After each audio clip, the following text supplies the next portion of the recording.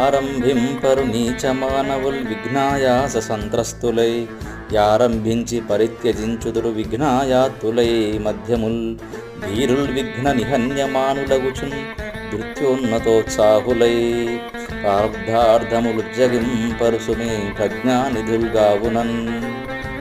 ఏనుగు లక్ష్మణ కవి ఏం చెప్తున్నారయ్యా ఈ పద్యంలో అంటే, మూలం భర్తృహరి సుభాషితాలు. ఆయన ఏం చెప్తున్నారంటే, నీచ మానవులు విఘ్నాలు వస్తాయని ఏ పని చేయకుండా అలాగే సోమరిపోతుల్లాగా ఉంటారు. మధ్యస్థులైన వాళ్ళు ఏం చేస్తారట, ప్రారంభం చేస్తారు కానీ ఏదైనా విఘ్నాలు వస్తే చేత కాకుండా ఆపేస్తారు. కానీ ధైర్యవంతులు సాహసవంతులు మాత్రము ఎన్ని విఘ్నాలు వచ్చినా సరే భయపడకుండా ప్రారంధాన్ని జయించి మరి తమ అనుకున్నటువంటి లక్ష్యాన్ని సాధించి గొప్ప విజేతలుగా ప్రపంచాన్ని శాసించేటువంటి కార్యకర్తలుగా వాళ్ళు ఎదుగుతారు అని చెప్తున్నారు.